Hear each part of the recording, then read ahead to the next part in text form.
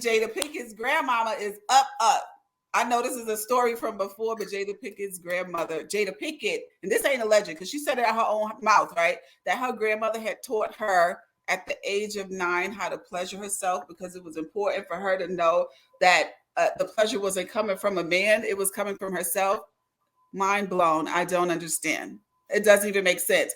And then to follow that up, I think it was Jim Jones who ended up, his mama taught him how to kiss by tongue kissing him. Allegedly. Allegedly. I like Jim Jones. He's alleged. He totally said it with his mouth, though. But okay. Allegedly. And inevitably, you're having this effect on the generation. So Fabio is out here sleeping with his sister. The message is becoming confused. Everybody is doing all sorts of things, and these things are crazy. So as much as I really want to judge, right? I feel like the way that I had to have the conversation about sex with my kids was not as orthodox as most people would. And no, I did not kiss my kids. Okay, I didn't show them how to pleasure themselves. Okay. But, so let me just give a little bit of backstory. Okay, please give us. So I was watching a Lisa Ling show. She does like this show. I don't remember the name of it. And she was talking about how children are addicted to porn. And I was like, what? Completely didn't cross my mind. So I literally got all of my youngins, it was the young ones, together. And I said, well, which one of y'all are watching porn? And how much of it are y'all watching?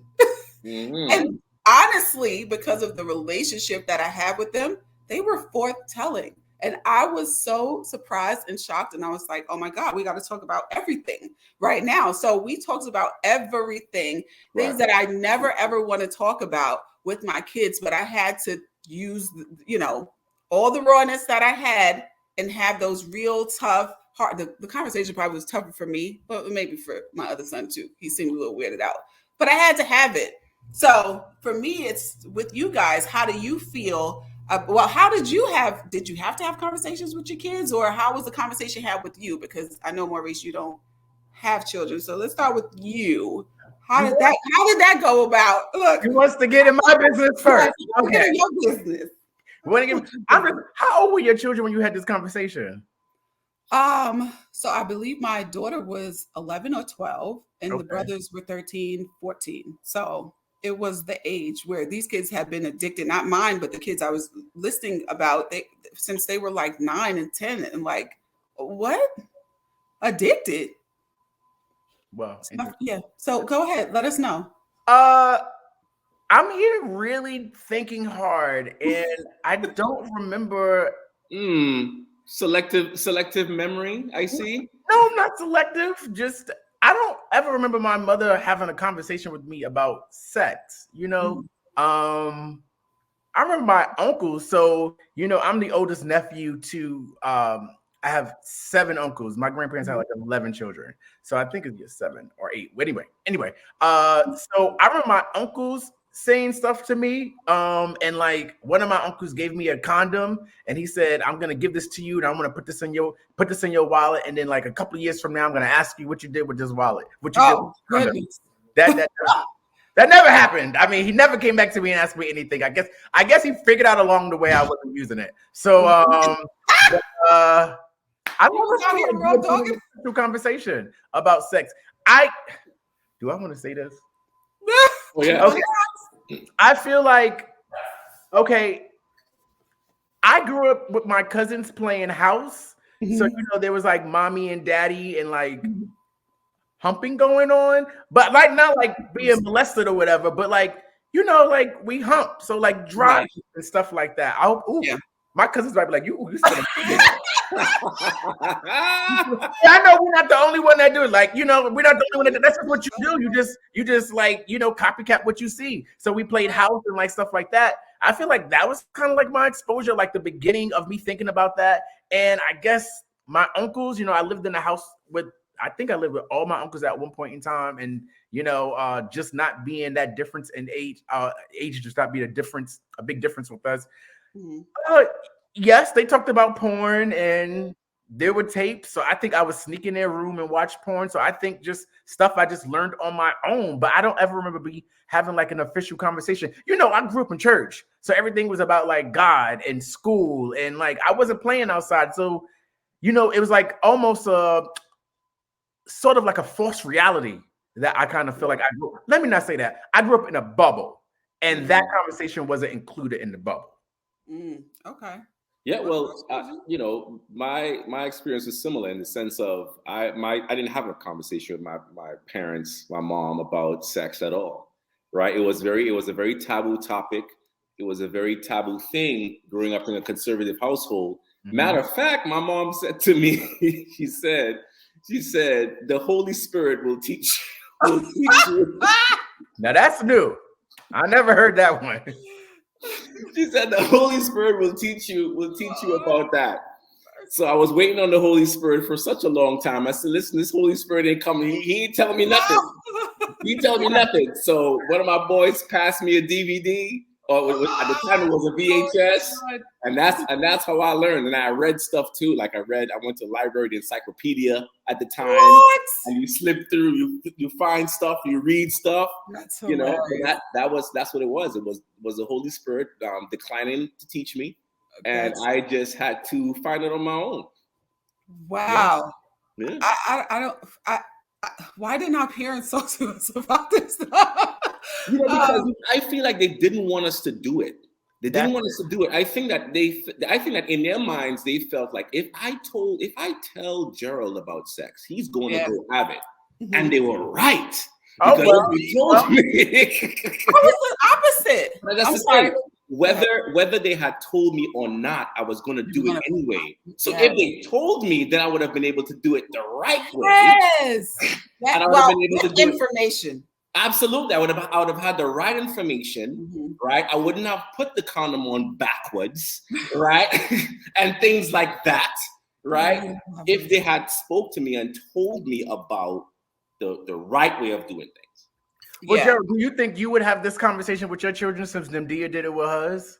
Absolutely. I think what Nimdia did was excellent in the fact of providing a safe space and a safe platform for everybody to be open and honest about what's going on. And when it comes to parenting, that level of transparency will work wonders, and it will take them through the long run. So when Nimdia's kids are in their 20s, they're going to be asking her questions. They're going to be, because she provided a platform from since they were young to have those kind of conversations. My son is 11 and he's already asking me questions. And I told him, I said, Joseph, any question you ask me, I'm going to answer you. And I'm going to tell you the right thing, the right way. I may say I'll give you a little snippet now. And as you get older, you will learn more.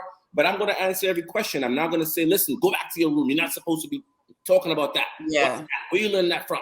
Go pray. Read your Bible. So he's asking about sex, or is it like how to deal with feelings with being attracted to people?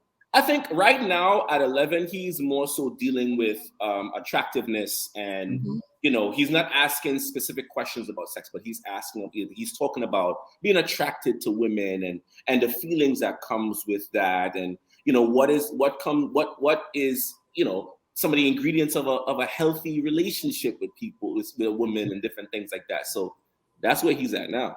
But providing that safe space, it's why my son has a girl downstairs right now. But you know, let's get into that. The doors are open, right? I open the door. I have to have this level of trust. Yes. Provide a safe space and the level of trust. And I did like overreact to a situation before. And oh my God, I overreacted. As much as I feel like I'm open about things, I literally overreacted. I freaked out. I just didn't expect it. And then I had to go back and regroup. And then I had to go back and apologize. It took me like a week or two to apologize and then say, you know what, I'm really sorry that I responded that way, because that's not how I want you to feel about sex, period. I want you to know sex is a beautiful thing. It is a beautiful freaking thing. It's only become taboo through religion. Okay. That's a whole other topic. And parents don't want to envision their children doing it. Why? We all have these emotions and feelings. So the better they understand these feelings and emotions, the better they can handle it in the future and make wise decisions. And so I said all that to say, I don't want my kids to have sex.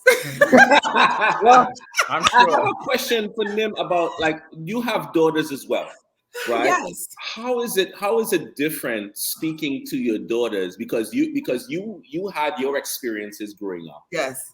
Is there a difference in speaking to your girls than as far as speaking to your girls about sex, in speaking to your boys, as far as speaking to your boys? Is there a difference as far as approach, advice, No, I think I give them the same advice. And I think like so gratefully, both of my daughters waited until they were like legal age to do it. Thank the Lord. And they never had a reason to lie. I've been open with them about this. But I was like, tell me when you do it so I can know, so I can say, and my daughter was like, yeah, no, not going to do that. So I found out like 2 months later and I was like, you didn't tell me. I feel so bad. She was like, it's not about you, Mom. Like, relax. And I was like, okay.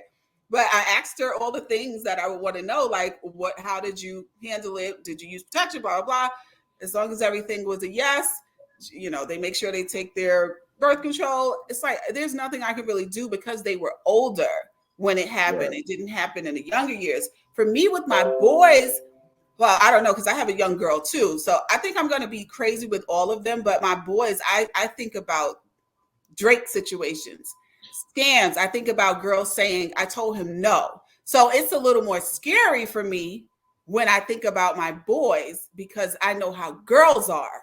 So I'm a little harder on them, but I know that that's a fear. And I have to just show them that I'm going to trust you. I'm giving you the information. And just to feel like you can come to me if you think you effed up or did something wrong. You know what I mean? I just try to leave the lines open. I just want them to trust me. I want to be their best friend. I want to be the person that they get scared and they run to. And so that means I got to check them deal on a regular basis and not be mom, but be a friend so we can have that trust. So